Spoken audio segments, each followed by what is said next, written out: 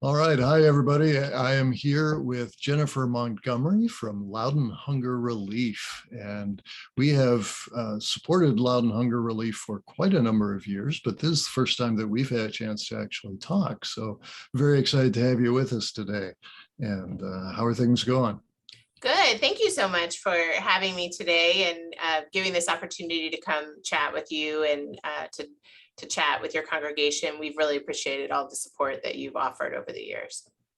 Wonderful. Yeah. Well, we've been glad to do it. For folks who maybe don't know, can you tell us a little bit more about the mission of Loudoun Hunger Relief and how it got started and how you got to here?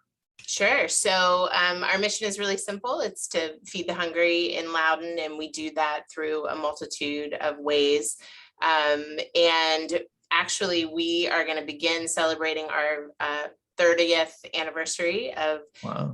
of doing this work in Loudoun County. And I wouldn't necessarily say that we're celebrating that so many people have needed our help over the years, obviously, but certainly talking about the gratitude that we feel from our community and from our partners and from everyone who has helped over the years to be able to meet the need in Loudoun County. And I think we can really say that we've never had to turn anyone away, particularly even during the pandemic when things were the hardest I think they've probably ever been. And so we're proud of that. And that is directly attributable to congregations such as yours and people and businesses and folks who want to make sure that their neighbors have enough to eat.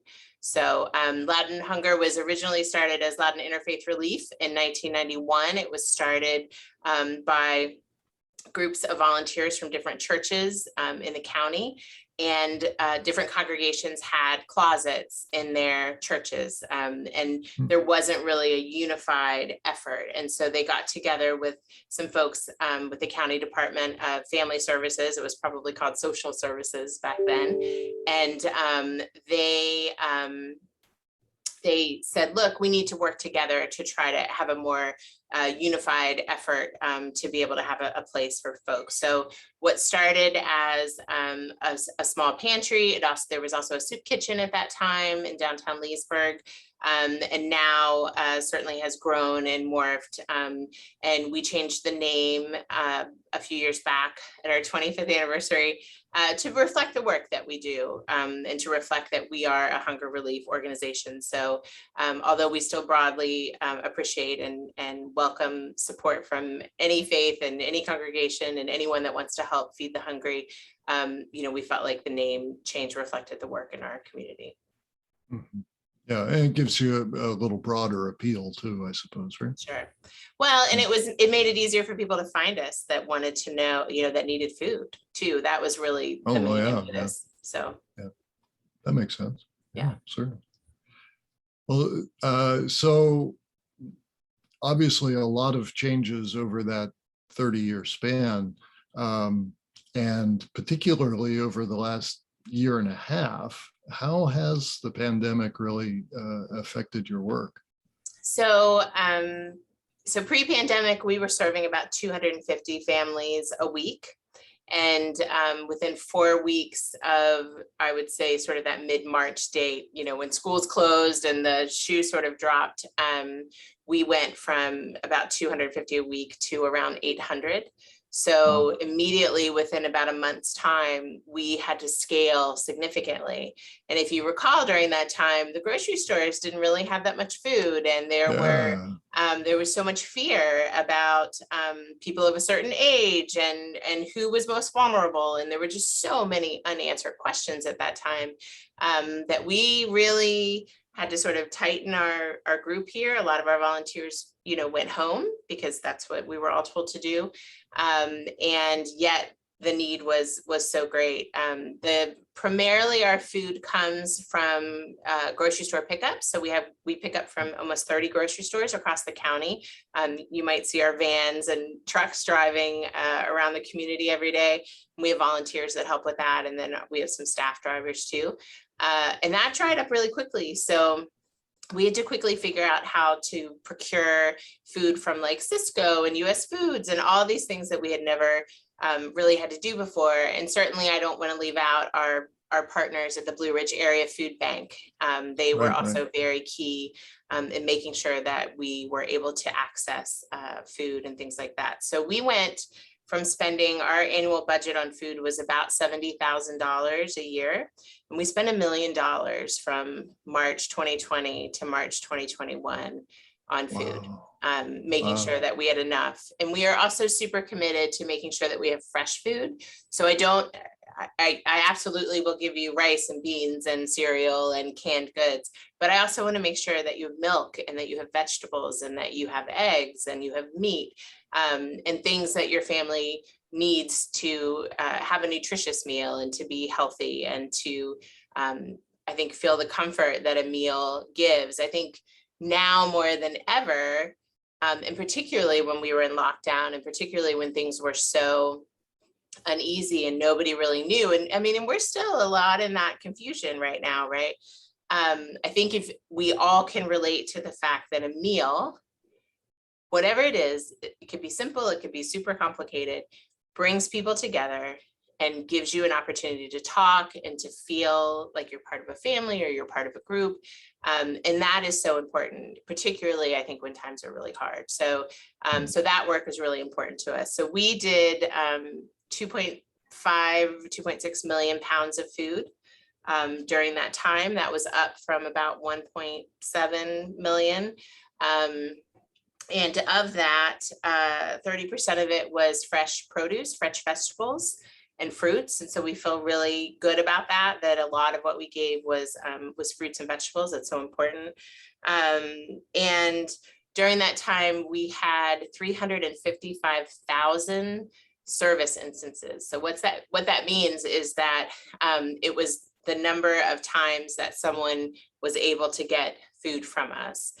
So it could have been it's a duplicated number, certainly, of people, Sure. but that's kind of how that worked. So we really just quickly looked at how we could get food out into the hands of our community. So we partnered with Loudoun County Public Schools. As you know, they were taking food out on buses to kids that were stuck at home. So we gave them, they were doing meals, we gave them pre-packed bags and boxes of food to take out with them. They distributed hundreds of thousands of pounds of food that way. It was a fantastic partnership. We also looked at other places that could distribute food that we could just help them with. So we have a satellite pantry in Luckett's. We have a satellite pantry at HealthWorks, which is our community health center here in our community. Everybody that visits there gets screened for food insecurity, and they're able to go home that day with food and a way to get more if they have that need. We have a produce hub here, so we share and distribute to we have 30 organizations and places on our list that come and get fresh produce from our local farms, JK Community Farm, PEC Roundabout Meadows Farm, and from our farmers markets and from other farms here in our community, local Loudoun farms that also donate. And so that's really wonderful. So we just really quickly, and we all thought this was not going to last very long, right? Yeah. We all thought this wasn't going to last very long. So, you can kind of pull a train with your teeth, for what feels like a limited time.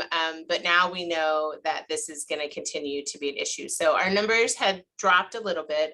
We're currently seeing about 650 families a week.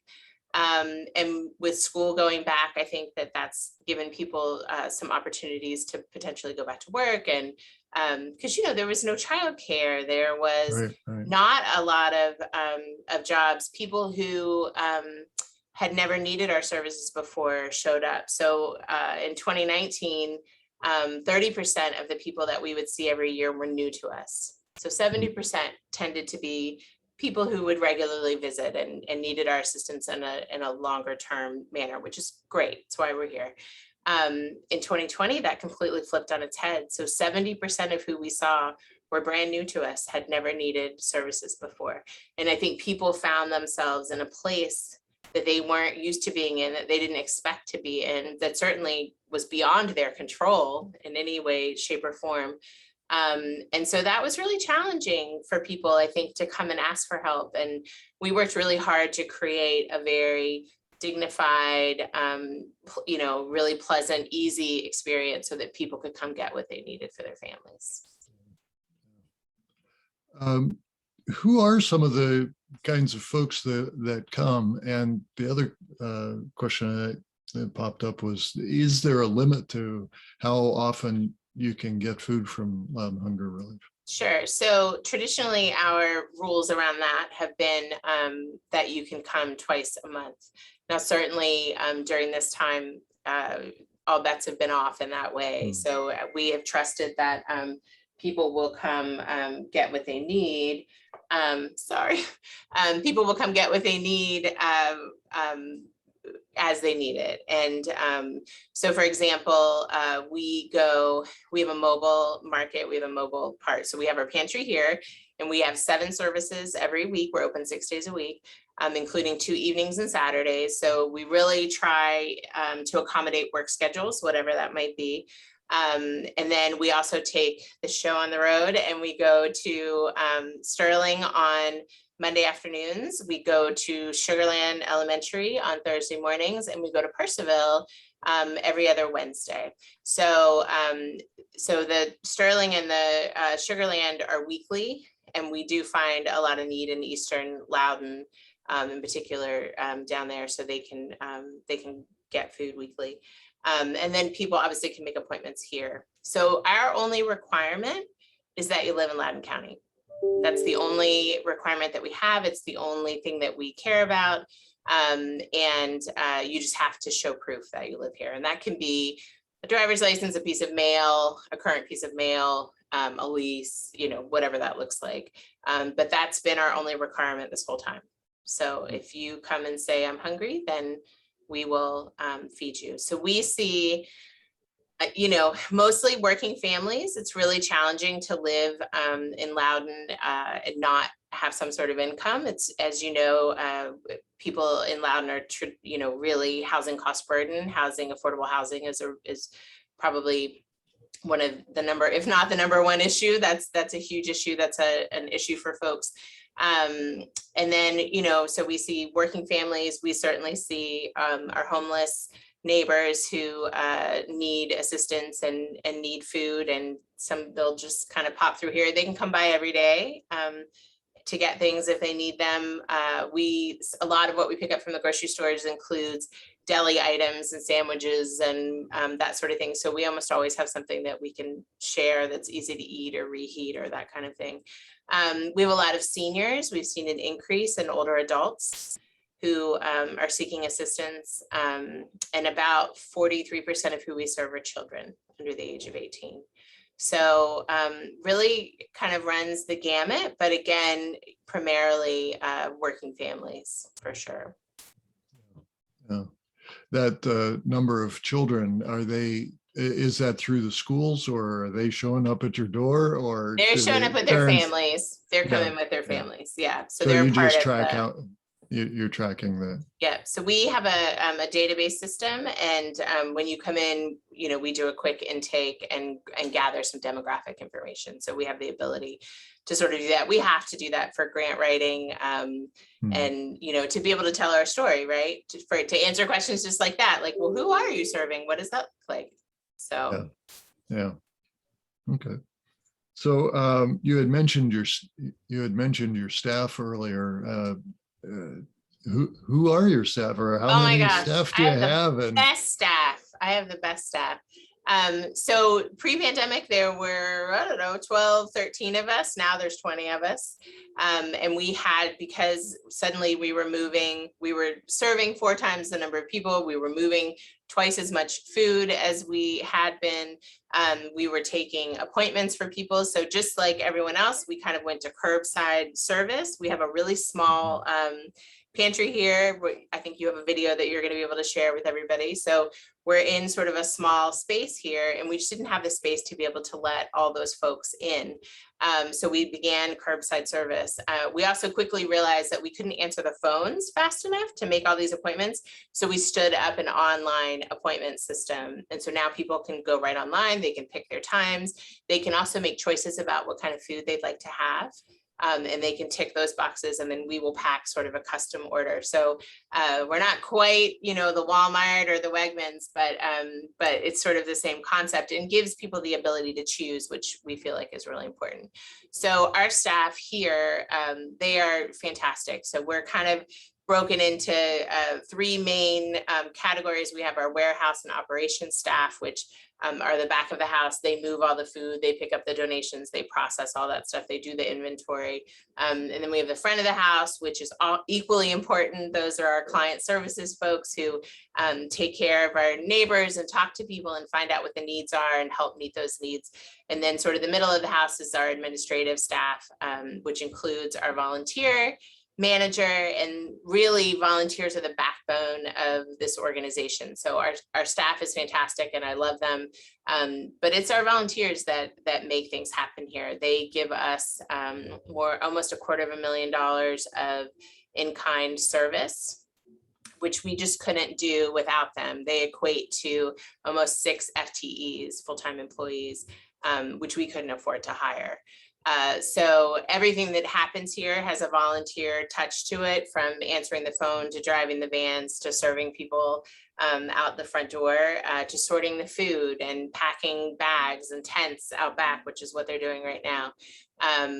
They just have an element in every part of that, and we're so grateful for that service. Sure, Even sure. Todd's service. Of course. Well, he serves well. He's a good guy. How many volunteers do you have these days? So in a normal year, Yeah. right? A normal year. Yeah. We have about 350 that are regularly in-house. That number has gone down significantly just because we don't have the room for it. And with the pandemic, we've had to just really kind of control our environment here. So I think we're at about 220, 250 this past year. So that's down a little bit.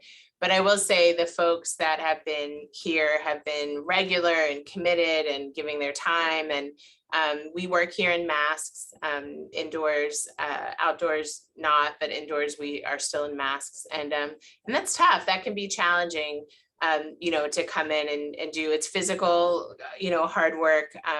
So we have folks that pack pre-packed boxes and bags for distribution of food, dry goods in the back under tents, which Parks and Rec put up for us in the parking lot because we didn't have enough room. So, and then we have folks that come in. One of the reasons we love the produce that comes from the farm so much is that it's beautiful and ready to go. The food that we recover from our grocery stores and from, the different like Costco and that sort of thing, they are great about giving us beautiful produce, but sometimes you'll get a bag of oranges and there's one bad orange, right? So you have to take the time to go through that, take out the one bad orange and recover all the rest of the beautiful oranges. So it's a little bit more labor intensive, and we have volunteers that spend 2 hours a day going through all that produce to make sure that we have really beautiful produce. I don't want to hand somebody a bag with a rotten orange in it.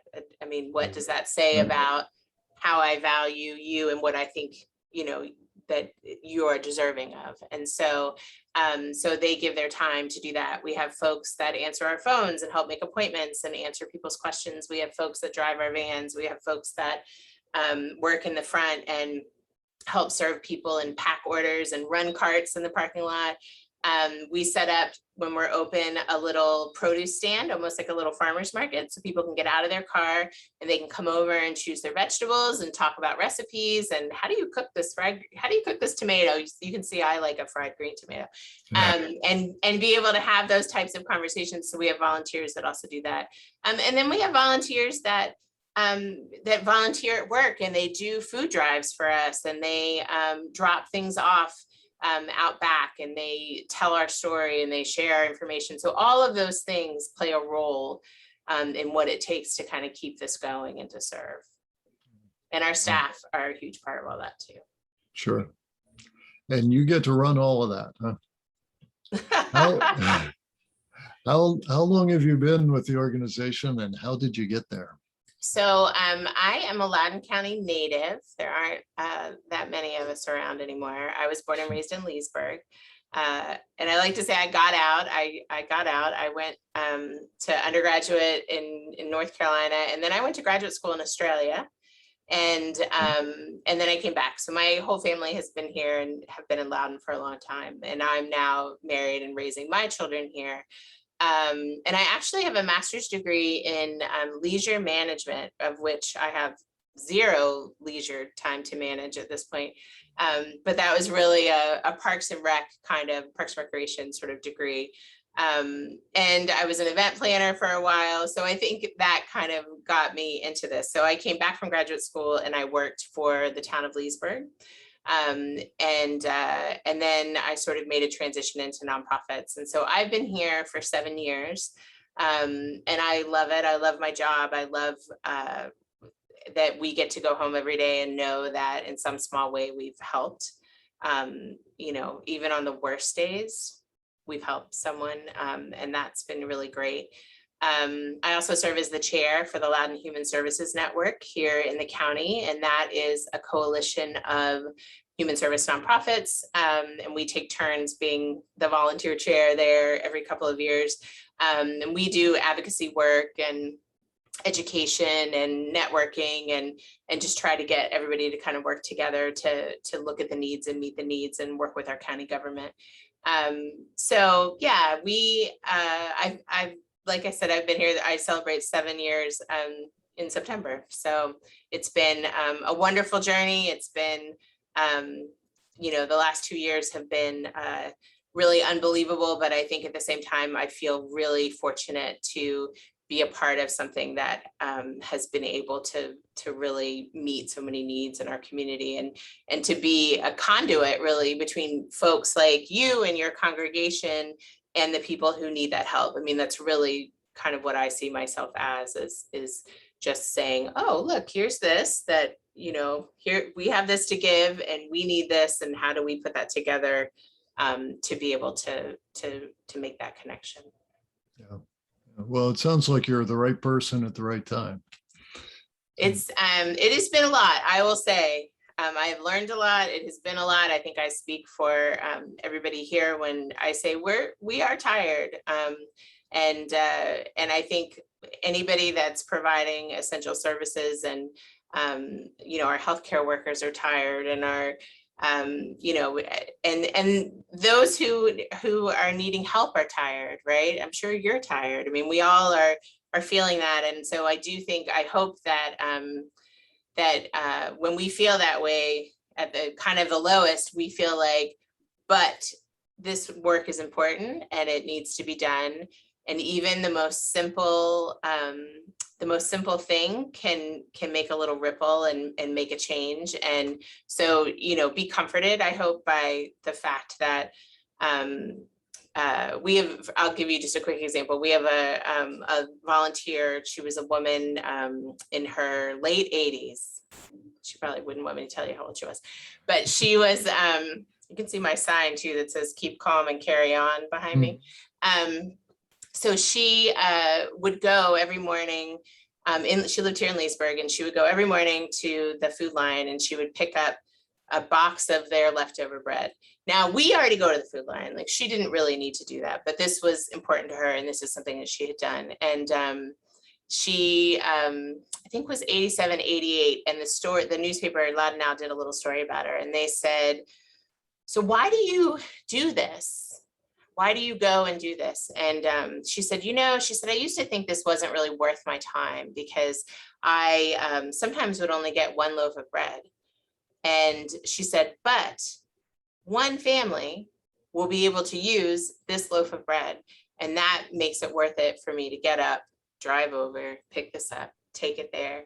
And to have that knowledge that just, made a small difference. And so, so I think that for us is how we feel here, that all these efforts continue to help in a bigger way, hopefully. So, and so do the efforts of your congregation and volunteers that give a few hours of their time, or pick up an extra loaf of bread at the grocery store or grow an extra row of peppers in their garden and bring them here. Like all of those things collectively make, a bigger impact. So what's the most surprising thing that happens in your work, or what has been most surprising for you?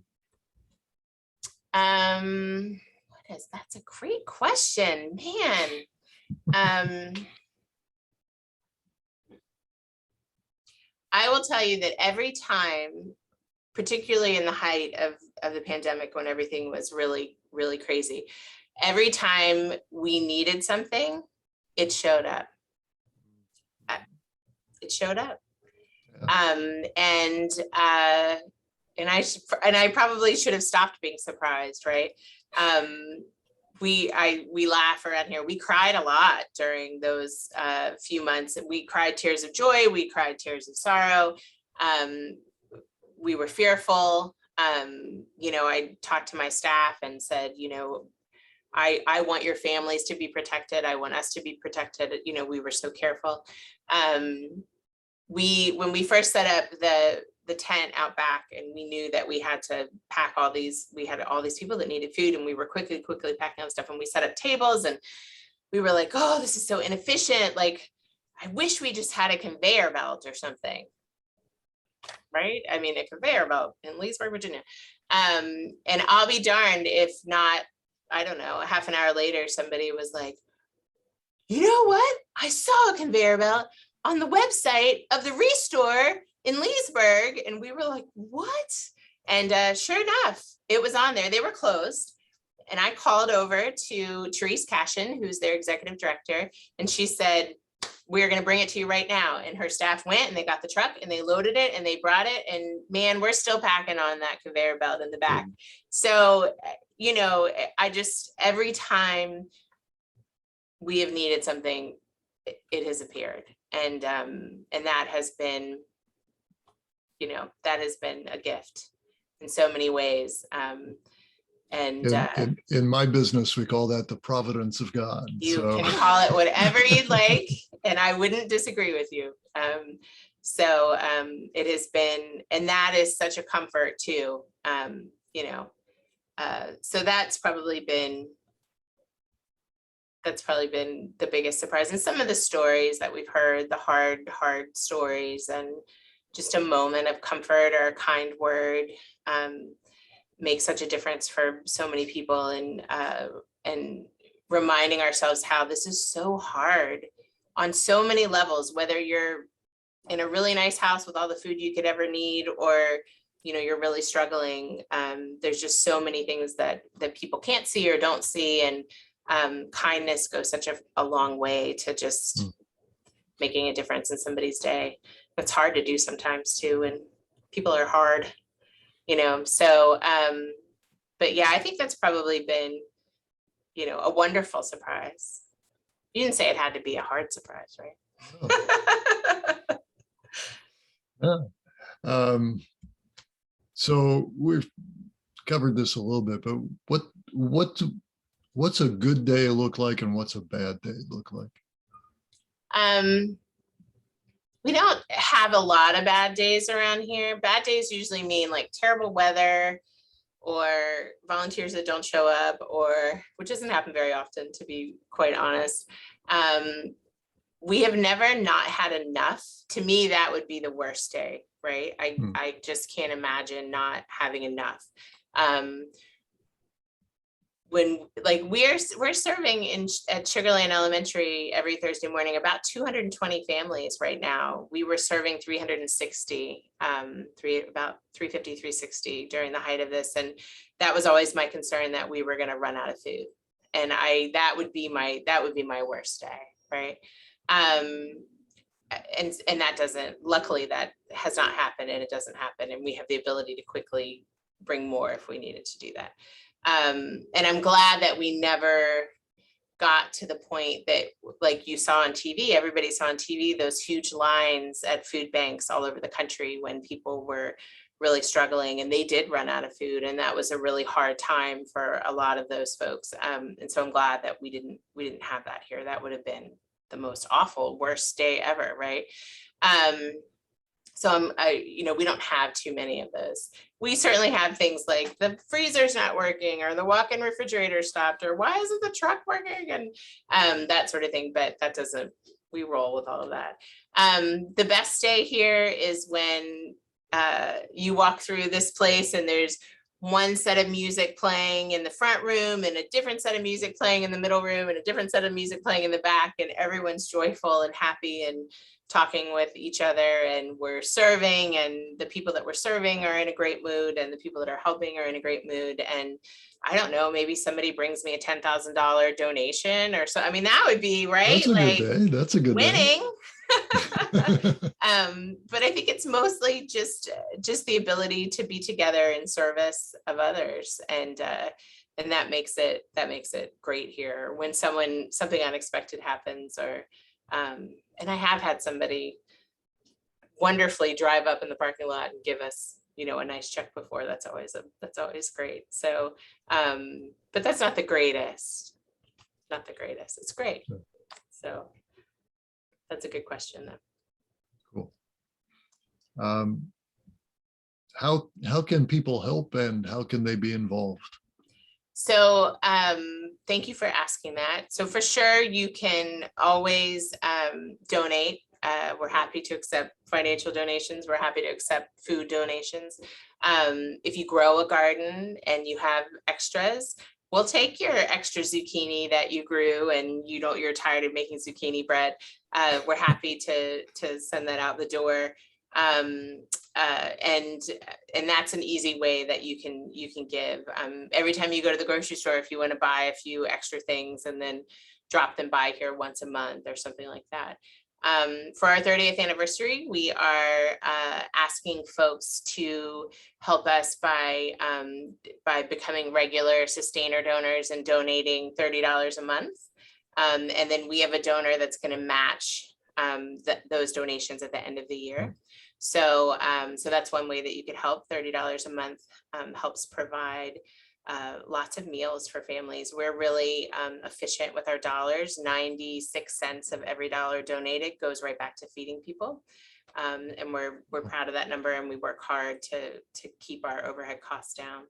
The other thing that you can do, we have Thanksgiving coming up, and I'm going to send you the flyer so that you can share that with everyone, but you can put together a Thanksgiving dinner bag that will be shared with another family in a reusable shopping bag. And it's all the fixings for Thanksgiving dinner. And then if you would include a grocery store gift card so that people can buy the meat of their choice, they can go to the grocery store and get a turkey or a ham or whatever it is that maybe they're vegetarians and they don't want any of that.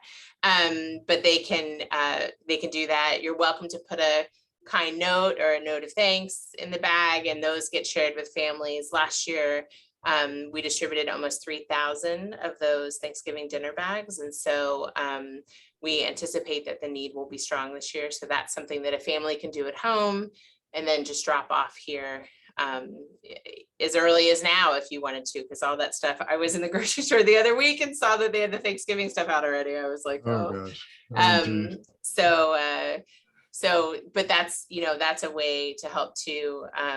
Certainly, I think doing food drives or doing things, if you're looking for opportunities to do things at home, in a safe way right now, you could put together kits for like toiletry kits with a toothbrush and toothpaste and soap and shampoo. And it can be the little travel bottles, or it can be, a lot of times folks will go and find a deal on something and buy that. So there's just different things that people can do. We just yesterday, we had a gentleman that was here and his son had his birthday.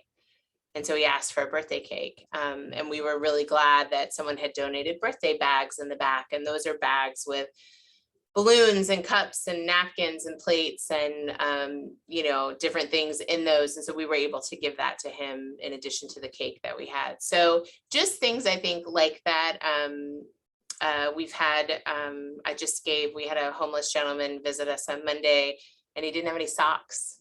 And someone had donated brand new, beautiful socks to us. And so I was able to give him 2 pairs of clean socks, and that's a game changer, right? It is. It is. And so, so I would just say, things like that are helpful. I say that to you because you all are a smaller congregation too. And so that's, if we got a ton of that from a lot of people, that would be hard to store, but small things like that are lovely and that gives us the ability to help people beyond just here's your food kind of thing. So, so those are some great ways to support us.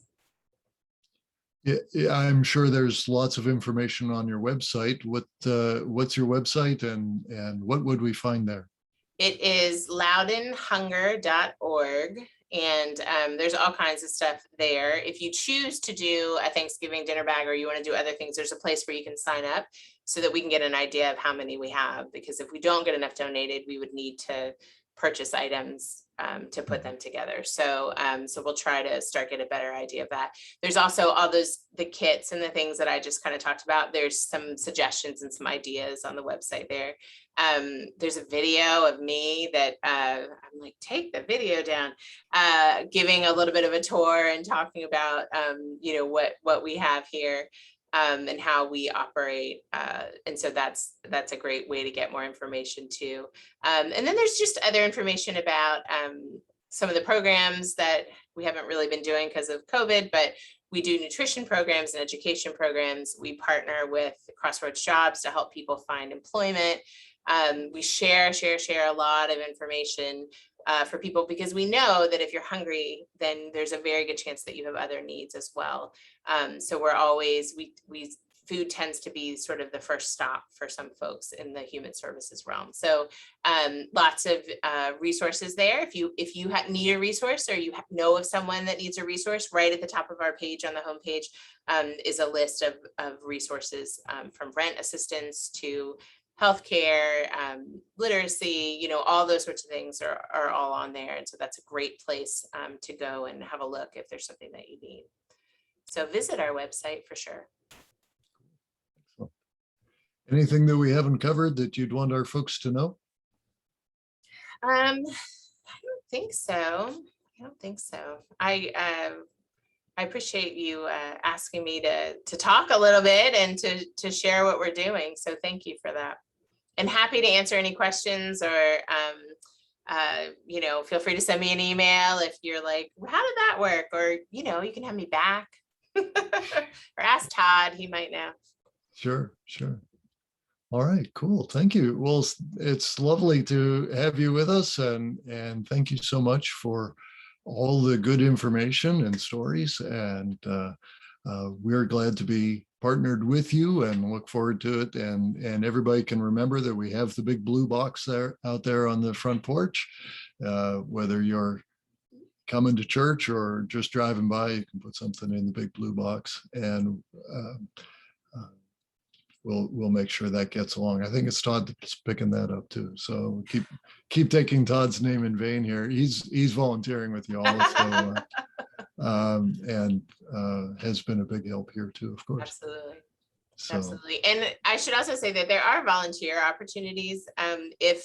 If that's something, if you want to be here and you want to be in-house. And so the way to do that too would be to go to the website and to fill out the information. And then you're kind of in a holding pattern until we have opportunities come up. But the way that works is once we have your information, we'll begin sending emails to say, okay, we have an opportunity on this day to do this. Are you interested? And then if you are, you can take that a step further. So great. Yep. Super. Yes. Speaking of excellent volunteers. Yeah. All right. Well, thank you again, Jennifer, and a pleasure talking with you. And we look forward to working with you much in the future. And hope God continues to bless all the work that you're doing. And thank you thank you for all you're doing for Loudoun County. Thank you all. Have a great day. Thanks. You too.